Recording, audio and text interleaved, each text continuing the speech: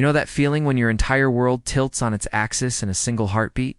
When one unexpected moment rewrites everything you thought you knew about your life, your feelings, and the person sleeping just one room away from you every night. That's exactly what happened to me on a random Tuesday evening in September. My name is Alex Chen. I'm 24 years old. And I'm about to tell you the story of how walking through the wrong door at the wrong time, or maybe the exactly right time, changed absolutely everything. This is my story. And it's completely, beautifully, terrifyingly true. Let me take you back 3 months before that night. Back to when I first met Jordan Matthews. I'd just moved to Portland for a marketing job at a tech startup. The salary was decent, but Portland rent? That was a different story entirely. After scrolling through dozens of sketchy Craigslist ads and visiting apartments that looked nothing like their photos, I was ready to give up and resign myself to living in a shoebox in the suburbs. Then I found Jordan's listing, spacious 2-bedroom in Hawthorne District, LGBTQ plus friendly. Looking for clean, respectful roommate, must love coffee and tolerate occasional guitar playing. The rent was reasonable. The location was perfect. And that LGBTQ plus friendly tag? As a gay man who'd dealt with enough uncomfortable living situations in college, it felt like a green light. I remember the first time I saw the apartment. Jordan opened the door, and I had to consciously keep my jaw from dropping. He was tall, maybe 6'1", with dark, tousled hair that looked effortlessly styled, warm hazel eyes, and the smile that could light up a room. He wore a faded band t-shirt and jeans that fit him in a way that made me forget my own name for a second. "You must be Alex," he said, extending his hand. His voice was smooth, friendly, with just a hint of gravel that made my stomach do a small flip. "That's me," I managed. Shaking his hand and trying not to notice how warm and strong it felt, Jordan showed me around the apartment. It was beautiful hardwood floors, exposed brick, huge windows that let in golden afternoon light. His room was at one end of the hallway. Mine would be at the other. The kitchen was spacious, the living room cozy with a worn leather couch and bookshelves packed with novels and vinyl records. "I work as a graphic designer," Jordan explained as we stood in the kitchen. "Mostly freelance, so I'm home a lot. I promise I'm not annoying about it, though. I wear headphones when I'm working. I'm pretty quiet myself," I said. "Honestly, I'll probably be at the office most days anyway." "Ah, perfect." He leaned against the counter, studying me with those warm eyes. "So, you're new to Portland?" "Brand new. I literally know nobody here." His smile widened. "Well, you know me now. And I make an excellent tour guide. Plus, I know where all the good coffee is, which in Portland is basically a survival skill." I laughed, feeling some of my nervousness ease. "When can I move in?" That was June. By September, Jordan had become one of my closest friends. We fell into an easy rhythm. Coffee together most mornings. He wasn't kidding about knowing the good spots. Sometimes we'd watch movies in the living room, sharing the couch and a bowl of popcorn. He taught me the best hiking trails around the city. I introduced him to my favorite hole-in-the-wall Thai place. Jordan was funny, creative, thoughtful. He'd leave post-it notes on the fridge with terrible puns that made me groan and laugh simultaneously. He remembered that I liked oat milk in my coffee, and that I was allergic to shellfish. He had this way of listening when I talked about my day, really listening, like every word mattered. And he was beautiful. God, he was beautiful. I tried not to think about it. I really did. But it's hard not to notice when your roommate walks around shirtless in the morning, all lean muscle and smooth skin. Hard not to notice the way his eyes crinkled when he laughed. Or how he'd absently run his fingers through his hair when he was concentrating on a design project.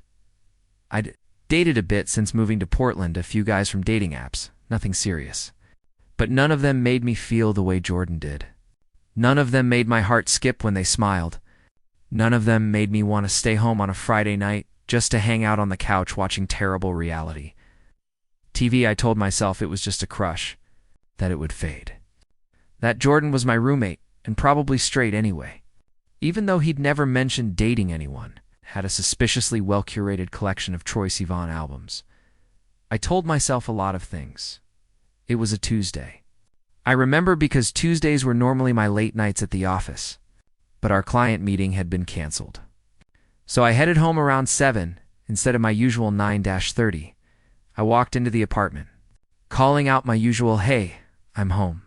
As I kicked off my shoes, no response. Jordan's laptop was open on the kitchen counter, his coffee mug still half full beside it. He was definitely home. Maybe he had headphones in. I grabbed a LaCroix from the fridge and headed down the hallway toward my room. Jordan's door was slightly ajar, which was unusual. He normally kept it closed when he was working. I could hear music playing softly inside. Something acoustic and intimate. I don't know what made me glance through the gap in the door. Curiosity. Habit? Fate?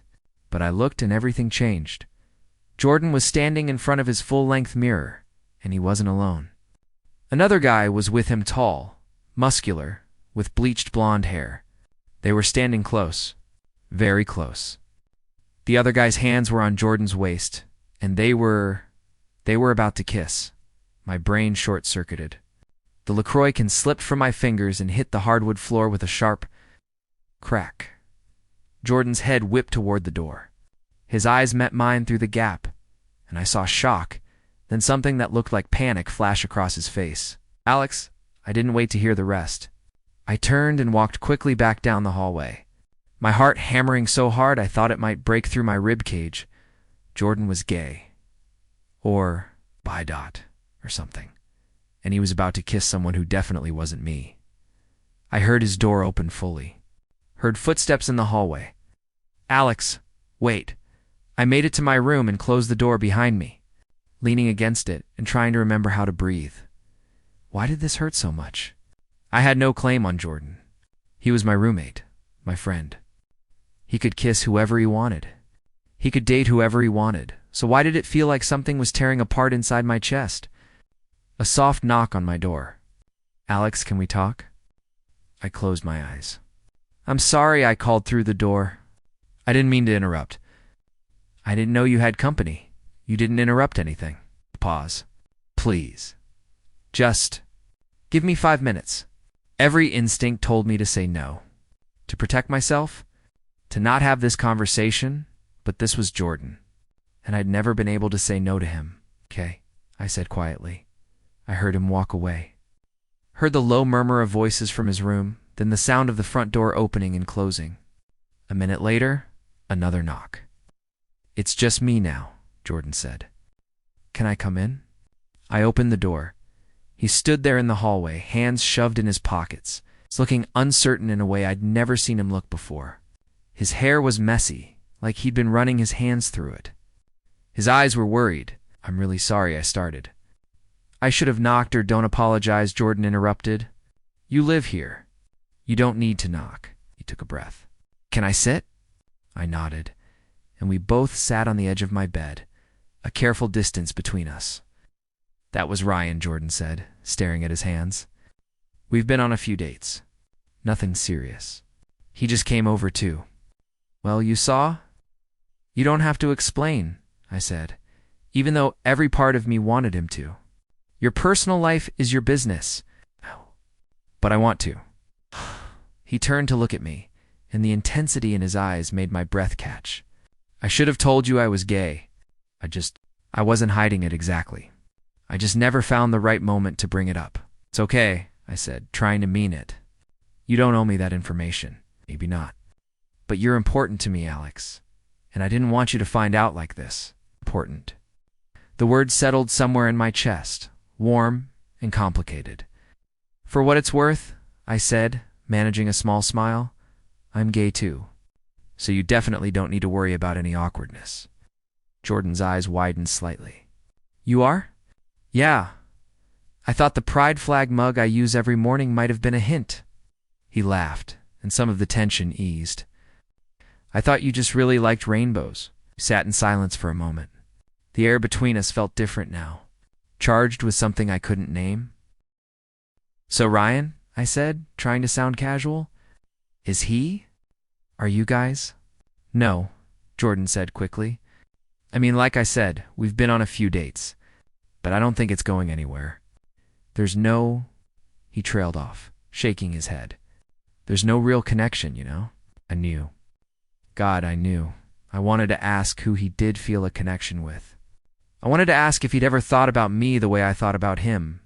I wanted to know if those moments when our eyes met across the kitchen counter meant something to him too, but I didn't ask any of those things. I'm glad you told me, I said instead. About being gay. I mean, it doesn't change anything, but I'm glad I know. Jordan's expression shifted into something soft, almost tender. It really doesn't change anything? Of course not. You're still my annoying roommate who leaves his shoes in the middle of the hallway. You're still the guy who finishes my coffee creamer without telling me. We smiled at each other. And for a moment, everything felt normal again. Except it didn't. Because now I knew. Now we both knew. And somehow, that changed everything. The next few days were weird. Not bad weird, just different. Jordan thought I had always been comfortable around each other. But now there was this new awareness. I noticed things I'd tried not to notice before. The way he'd bite his lower lip when he was thinking. The way his t-shirt stretched across his shoulders. The way he looked at me sometimes, like he was trying to figure something out, and I caught him watching me too. When I was cooking dinner, when I was reading on the couch, when I came out of the bathroom in the morning, hair still damp from the shower, we didn't talk about Ryan again.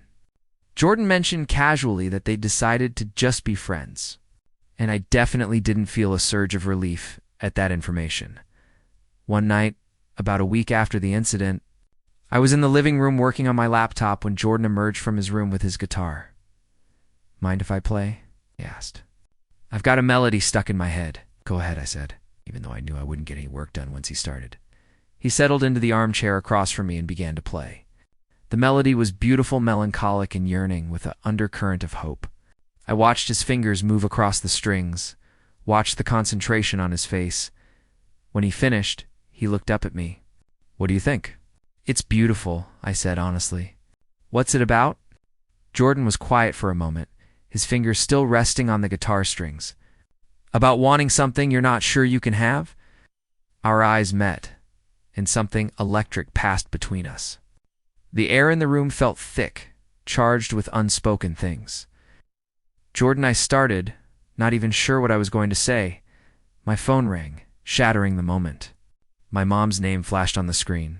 Sorry, I muttered, answering it.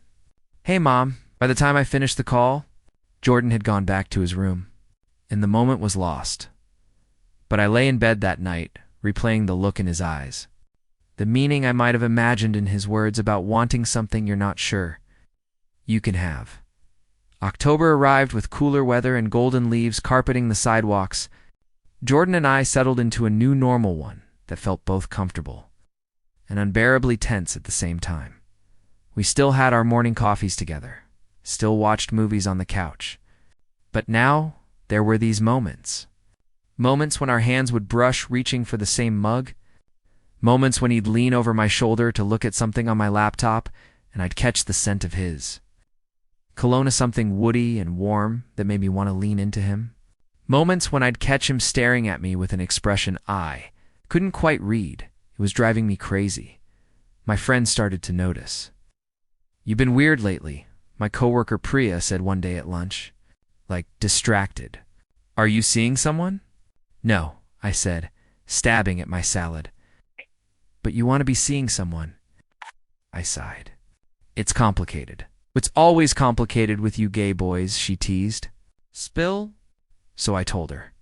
About Jordan, about the roommate situation, about how I was pretty sure I was falling for someone I lived with, and how that was potentially the worst idea ever.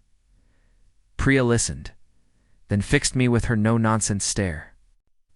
Alex, does Jordan know how you feel? No, and he's not going to. Why not? Because we live together. Because if it goes badly, everything becomes awkward. Because I can't risk losing him as a friend. Because you're scared? Priya interrupted gently. I fell silent. She was right, of course. Look, she continued, I get it. Vulnerability is terrifying. But from everything you've told me, this guy clearly cares about you. Maybe he's scared too. Or maybe he just sees me as a friend and roommate, and I'm reading into things that don't exist. Priya raised an eyebrow. The intense eye contact? The song about wanting something he can't have? The jealousy you swear you saw when you mentioned going on that date last week? Honey, that's not friendly roommate behavior. I'd gone on one date with a guy from a dating app.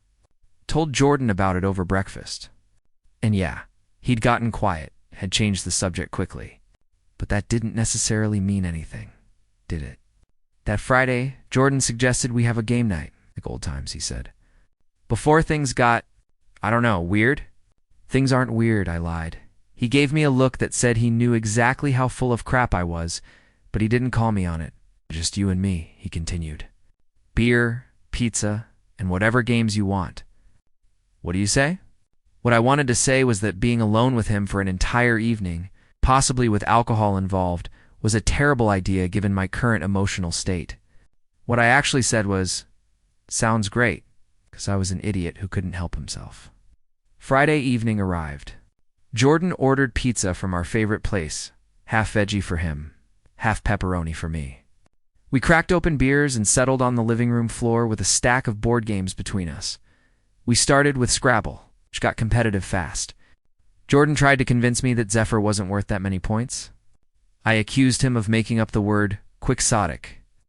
We argued and laughed and trash-talked, and it felt like before. Like things were normal, but then he did this adorable victory dance. And flopped down on the couch with the biggest grin, and my heart just ached with how much I wanted him. With how much I wanted this Seuss to be more than friendship. You're looking at me weird, Jordan said, his smile fading into something more serious. Sorry, just thinking. About what? About you. About us. About how I'm completely gone for you and have no idea what to do about it. Nothing important, I said. We moved on to Uno, which somehow got even more competitive. By the third game, we'd both had a few beers, and the trash talk had escalated into playful physical warfare, stolen cards. Tickle attacks, dramatic accusations of cheating at one point. Jordan lunged for the deck of cards. I was definitely hiding behind my back. I wasn't. And we ended up in a tangle on the floor, laughing so hard we couldn't breathe. He was half on top of me, his face inches from mine, and suddenly the laughter died. We stared at each other. His eyes dropped to my lips. My heart stopped beating. Alex, he whispered, and the way he said my name rough, wanting made heat flood through me. Then his phone rang. Jordan jerked back like he'd been burned, fumbling for his phone. Sorry, it's my mom. Yeah, go ahead. He took the call in his room, and I sat there on the living room floor, trying to process what had almost just happened. He'd been about to kiss me. I was almost sure of it when Jordan came back out 15 minutes later. The energy had shifted again. We were both too aware, too careful. My mom wants me to come home for Thanksgiving, he said, settling back on the couch but maintaining distance. She's insisting I bring someone. A date, he laughed, but it sounded forced. She's convinced I'm lonely in the big city, are you? I asked before I could stop myself. Lonely? Jordan looked at me for a long moment. Sometimes, he said quietly. Even when I'm not alone. The weight of that statement settled between us. You could always take Ryan, I suggested, even though the words tasted bitter. We're not together. I told you that didn't work out, right? Sorry. More silence. What about you? Jordan asked. Any Thanksgiving plans? I'll probably just work through it. My family's on the East Coast, and I can't really afford the flight right now. Something flickered in Jordan's expression. Come with me. What? Come home with me for Thanksgiving. My parents would love to meet you. And he hesitated. I'd really like you to be there. My brain short-circuited. Jordan, I can't crash your family's Thanksgiving. You're not crashing. I'm inviting you. And honestly, having you there would make the whole thing a lot more bearable. My mom can be intense, and my dad's going to want to talk about sports I know nothing about. Plus, my sister is bringing her new boyfriend, so I could use the moral support. Us? Your friend, I clarified. Jordan's jaw tightened almost imperceptibly. Yeah, as my friend. It was a terrible idea. spending a whole weekend with Jordan's family, pretending to be just friends when I felt anything but friendly toward him. Okay, I heard myself say. Jordan's face lit up. Yeah, I mean, if you're sure your parents won't mind, they'll love you, he said with conviction. Trust me. We finished off the pizza and another round of beers, but the easy atmosphere from earlier didn't quite return.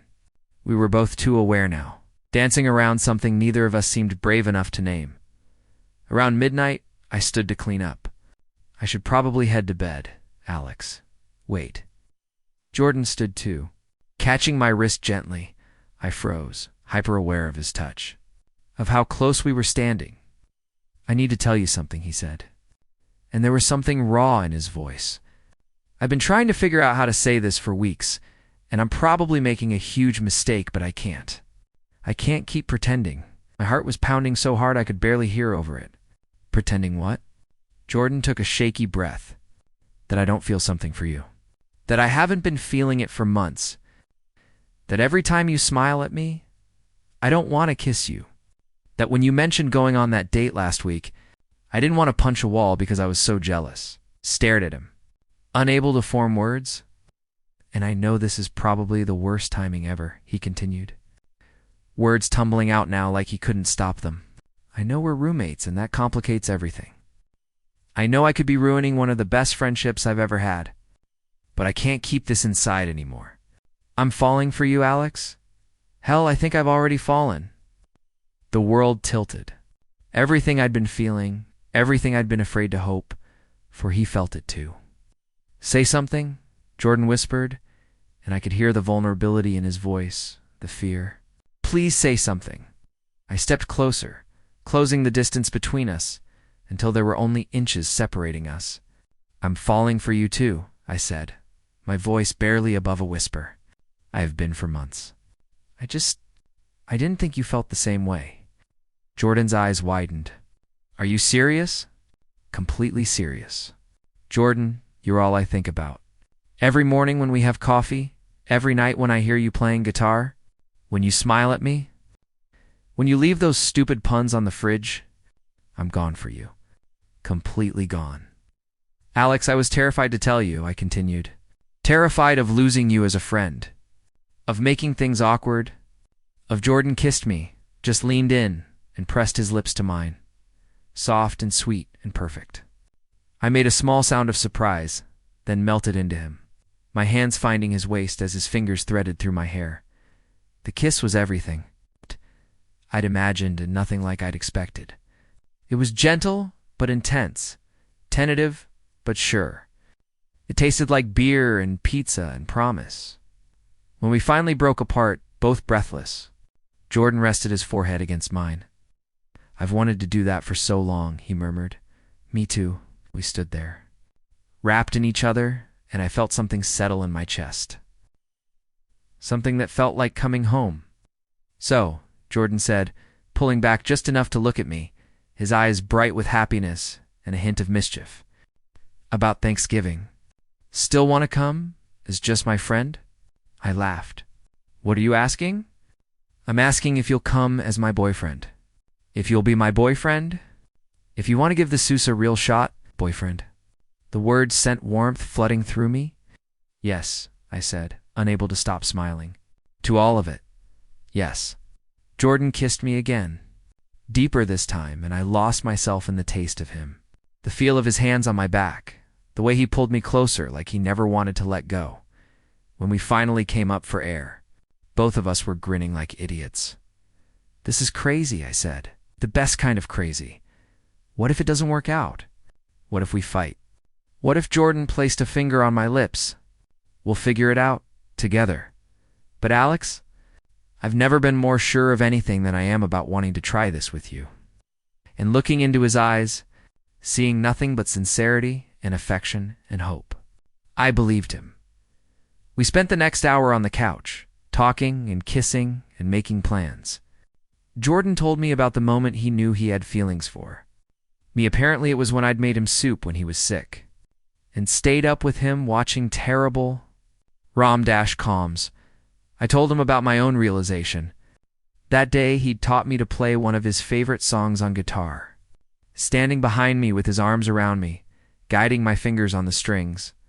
"We're both idiots," Jordan said fondly, pressing a kiss to my temple. "It's the best kind of idiots." I echoed his earlier words. Eventually, reluctantly, we said goodnight.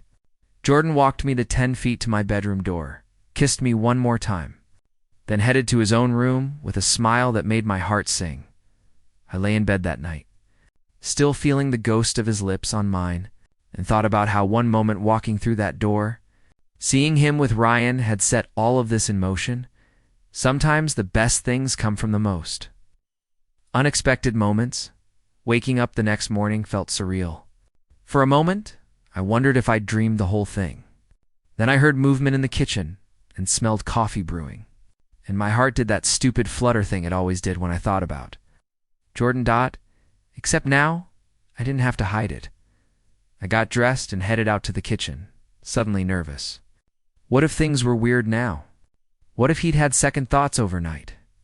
Jordan was at the stove making pancakes, and when he turned and saw me, his whole face lit up. "Morning," he said, and the warmth in his voice melted away my anxiety. "Morning." He crossed the kitchen in 3 strides and kissed me, just a soft, quick press of lips, but it sent electricity through my entire body. "I've wanted to do that every morning for months," he admitted, grinning. "You can do it every morning from now on. Don't tempt me, or we'll never leave this apartment." We ate breakfast together like we always did. Except now, Jordan's foot was hooked around my ankle under the table, and we kept catching each other's eyes and smiling like lovesick teenagers. "So," Jordan said, pouring us both more coffee, "I should probably establish some ground rules. For us, living together and dating. Good idea." "You go first?" He thought for a moment. "Okay, rule 1. We communicate. If something's bothering one of us, we talk about it. No letting it fester." Agreed. "Rule 2. We don't let this affect our responsibilities. Rent still gets paid, chores still get done."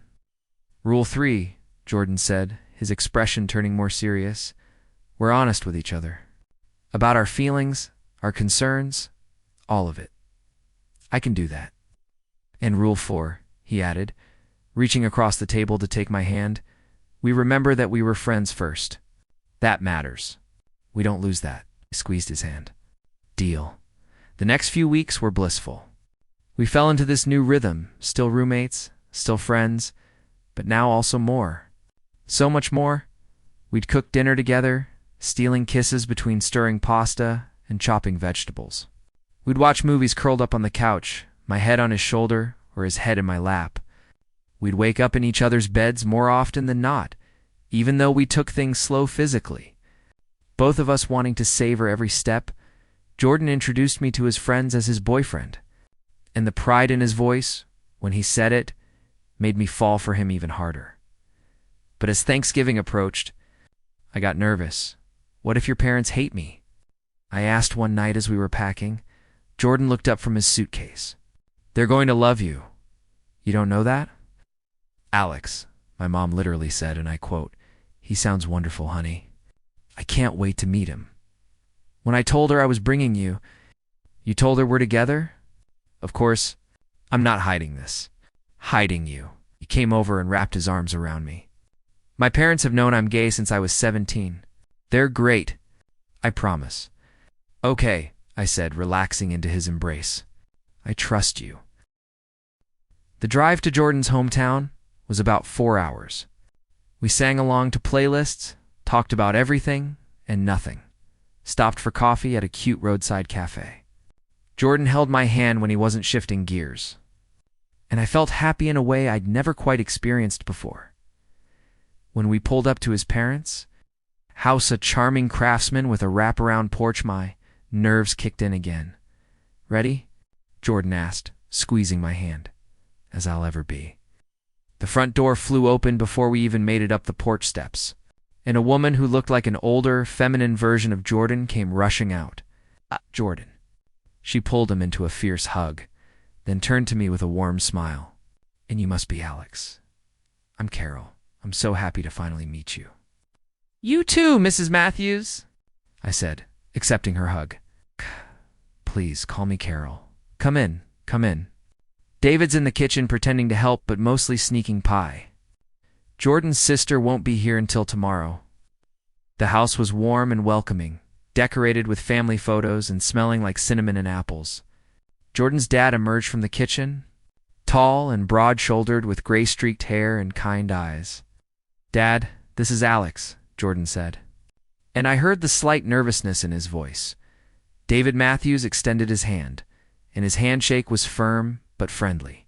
"Good to meet you, Alex. Jordan's told us a lot about you. All good things."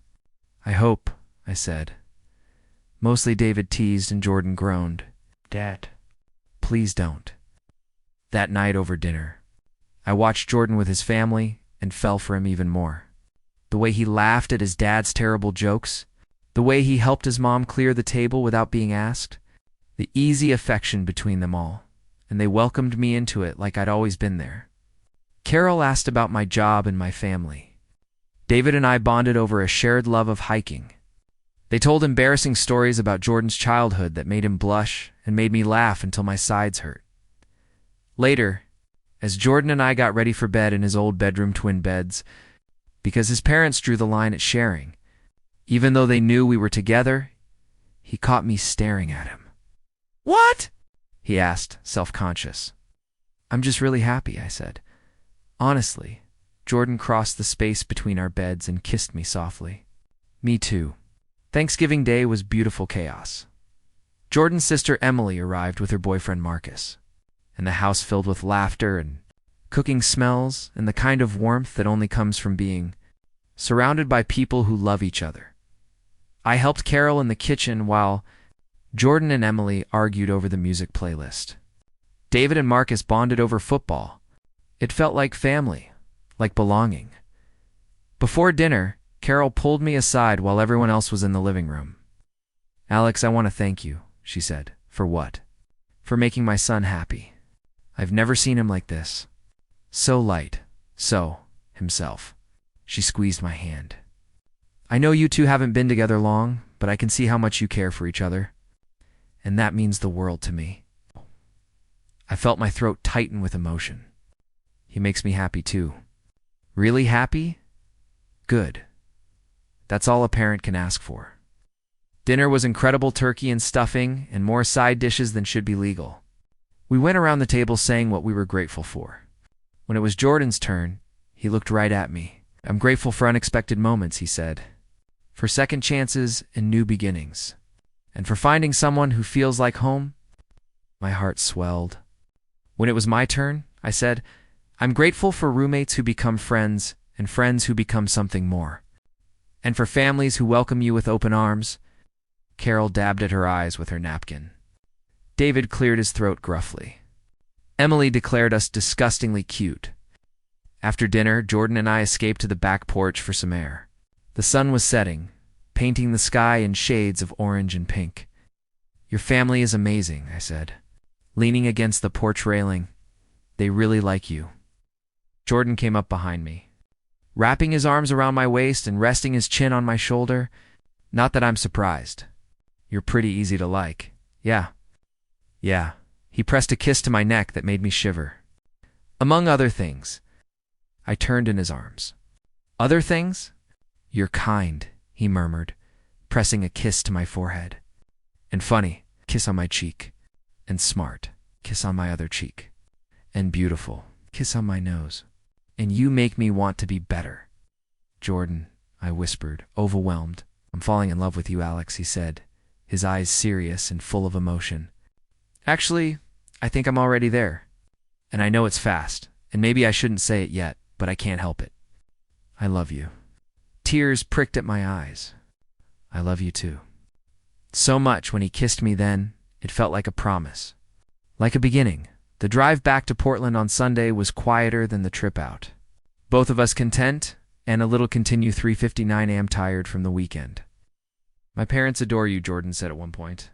"My mom asked when we're coming back to visit already. She wants to teach you her lasagna recipe.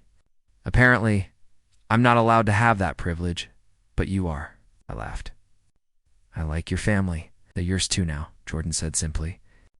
"If you want them to be, The easy way he said it, like it was obvious. Like I was already part of things, it made my heart ache in the best way. When we got back to the apartment, we unpacked and settled on the couch, grateful to be home. "Can I ask you something?" I said, playing with Jordan's fingers. "Anything." "That night, when I walked in on you and Ryan, did you want me to see?" Jordan was quiet for a moment. "Honestly, I don't know. Part of me thinks maybe I left the door open on purpose. Like I wanted you to know I was gay, even if I wasn't ready to tell you directly. Or maybe I was hoping you'd be jealous." He laughed softly. "I know that sounds messed up." "It's not," I assured him. "For what it's worth, I was extremely jealous." "Good." He kissed my knuckles. "I never wanted Ryan. I wanted you. I think I've wanted you since that first day you came to look at the apartment." "Really?" "You walked in wearing this nervous smile, and I thought you were the most beautiful person I'd ever seen. And then you were funny and kind, and you laughed at my jokes, and I was gone. We wasted so much time," I said with a sigh. "Or maybe we needed that time to become friends first, to build something real before adding romance to it." He tilted my chin up.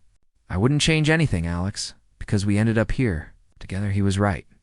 The friendship we'd built, the trust and understanding, it made what we had now so much stronger. Spring arrived in Portland. Cherry blossoms and rain that smelled like new beginnings. Jordan and I had been together for 6 months, and living together as a couple was everything I'd hoped for and more. We had our moments of adjustment, learning each other's quirks, navigating disagreements, figuring out boundaries, but we communicated. We compromised. And we never forgot why we'd started this in the first place. Because we loved each other. Simply, completely, undeniably. I'd met more of his friends and family.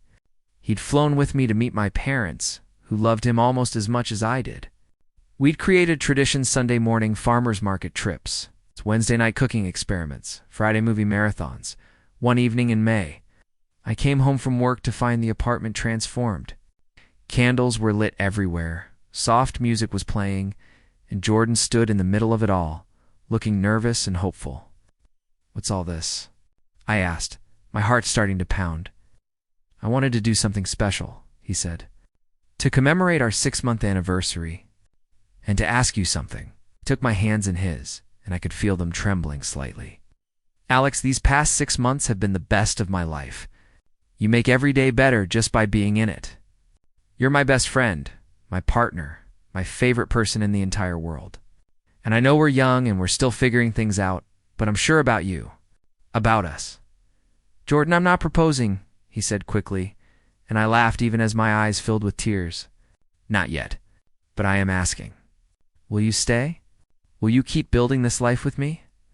Will you keep being my roommate and my boyfriend and my everything?" "Yes," I said, pulling him close. "Yes to all of it.